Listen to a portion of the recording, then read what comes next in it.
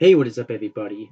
I am here to give you guys a read aloud series for a look back at the rich history of the WWE Championship. Um, and I'm just gonna get right into it. I'm pretty tired because I worked all day and stuff, so I just wanna do this video real quick. So yeah, this is probably not gonna be the greatest one, but whatever. Um, I can work my way around it. I don't care. If you don't like it, I don't blame you, but um, I'm giving you the video, so suck it. Alright.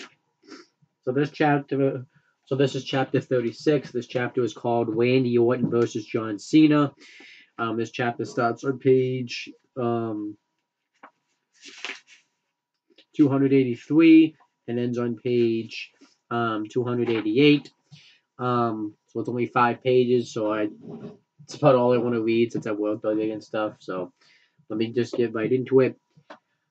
Randy Orton's victory on Raw marked the fifth WWE Championship exchange over 2009's initial 6 months, the most the first half of a calendar year had seen since 1999, when the title changed hands an unprecedented 7 times over the same period of time. But when the gold, but with the gold back in Orton's possession, the game of hot potato cooled off a bit for 3 months anyway. After Triple H, after defeating Triple H in the grueling 3 stages of Hell match at the Bash, Orton believed he was finally finished with his former mentor and longtime rival. But Raw's first ever guest host Batista had other plans. With the power to book any matches for the upcoming Night of Champions pay-per-view, the Animal announced a 2-week single elimination tournament to crown the number one contender for Orton's WWE Championship. With an opportunity to face Orton at Night of Champions on the line, Triple H and Cena squared off in the tournament finals. The match marked only the third time these two greats battled in one-on-one competition, with both superstars picking a victory over the course, picking up a win over the course of their previous 2 encounters. On this night, however, there would be no decisive victor. Much to the chagrin of the fans, the epic showdown was mowed, I don't know how to say that word, by controversy when Cody Rhodes and Ted DiBiase Jr. attacked both men. The match ended in a double disqualification, leaving Orton to claim that because there was no winner, he wouldn't have to wrestle either man. Unfortunately for Orton, his claims fell on deaf ears. It was later announced that because there was no loser, both men would go on to compete against the Viper in a rematch of the WrestleMania 24 Triple Threat encounter. At Night of Champions, Orton's reign appeared to come to a premature end when he tapped out. Traditionally, when a superstar taps out, it signifies the conclusion of the match, and in Orton's case, the end of his WWE Championship reign. But this instant was but this instance was not so straightforward. The Viper wasn't just given into the pressures of one submission hold, but two. Triple H had the champ locked in a sharpshooter while Cena cringed in his STF. No, while Cena singed in his STF. Fearing permanent injury, Orton tapped wildly. Confused, the referee didn't know how to proceed. Should he stop the match and award the title to Triple H, or did it belong to Cena? Before a final decision could be rendered, Orton and DiBiase Jr. hit the ring and attacked Orton's two challengers, allowing the champ to recover and nailed Cena with an RKO to end the match. Just like at WrestleMania 24, the arrogant Orton proved his worth over two of WWE's greatest, albeit with some help from Legacy. And here you can see a picture of John Cena about to give Randy Orton a attitude adjustment through the announcers table. Orton used his typical dastardly tactics to turn back Cena again at SummerSlam. This time it was interference of a supposed fan that carried the Viper to victory. The true identity of the mysterious man was later revealed to be DiBiase Jr.'s brother, Brett.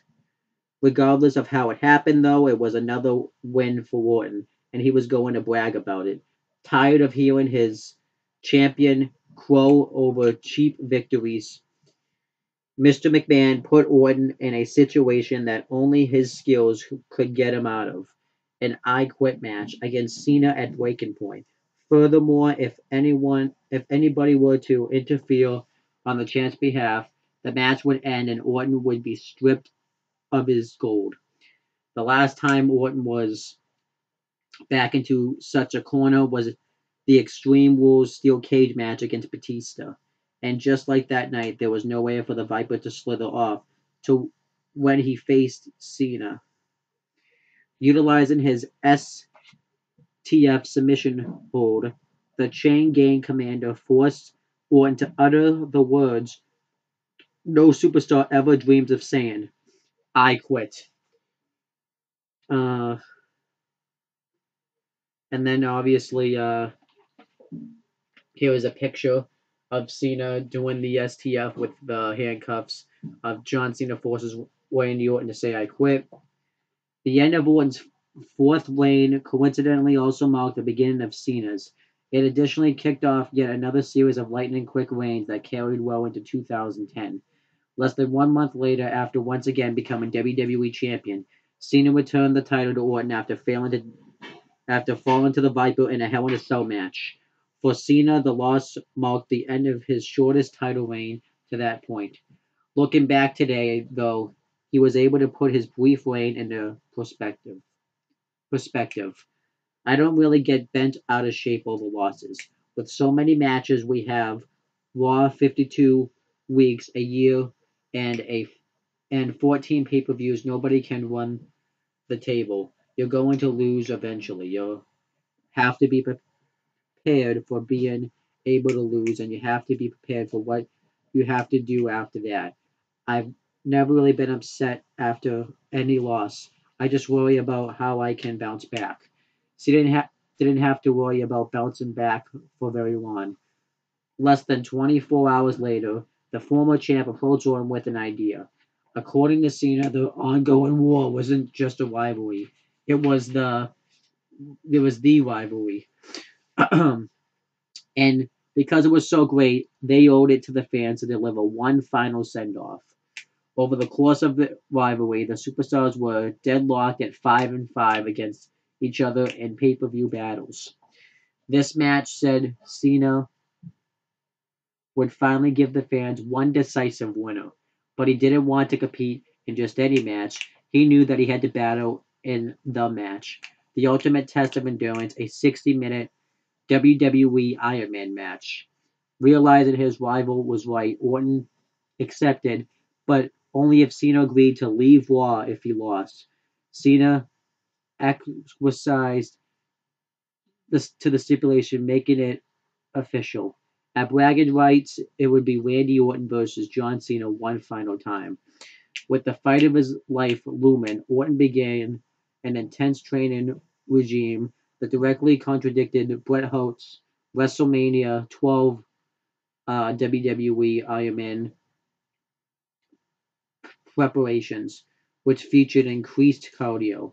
It's hard to train for such a match. You can't really do the elliptical and expect it to get you in shape, claims Orton. So I did a lot of rope drills, hitting the ropes, running the ropes, anything I could to get my body toughened up to last an hour in the ring.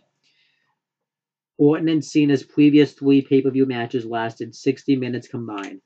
Armed with this knowledge, many expected the two superstars to come out slow, pacing themselves for the long and grueling night. But that was not the case. In fact, the first fall came less than 4 minutes into the match when Orton tapped to a Cena STF. Just a few minutes later, the champ felled his challenger with an RKO. The match was less than 10 minutes old, and already both men had recorded a fall. The remainder of the match continued at a back and forth pace, Orton took a 5-4 lead into the final 10 minutes, but Cena was able to tie the score after delivering a breathtaking attitude adjustment through the announcer's table. With possible overtime looming, the Viper looked to take the lead with 1 minute left on the clock. He veered back for his trademark punt, but Cena wisely sidestepped the debilitated kick and counting into the STF. Refusing to let the epic rivalry go in Cena's favor, Orton withstood the punishment for more than 50 seconds, but finally, with only 4 seconds left on the clock, the pain became too great. Orton tapped, ending his fifth WWE Championship reign and one of the most intense rivalries ever seen. And that's the end of that chapter. Everybody knows, though, that's not the end of the rivalry. They would go on to have many more matches. One of the things I don't like about John Cena and Randy Orton's rivalry is there was just way too many matches, and it just feels like they never end. And it's really crazy to think, though, that Orton and Cena never had a one-on-one match at WrestleMania, considering the fact that these were the two top guys, and they never had a one-on-one match. That's really stupid. But yeah, didn't mind really reliving that. Um, Overall, I thought it was a pretty decent chapter, and that's pretty much it, guys. Thank you guys for watching this video. Please make sure to subscribe, click on the bell, and then subscribe to CM Brothers and on the Talking Nader. Click on the bell so that when I upload a video on all 3 channels, you'll get a notification for it. Sorry, this video is very lazy, but I'm just really tired, and I just want to make sure I get a video up today, and that's pretty much it, guys. Talk to you later.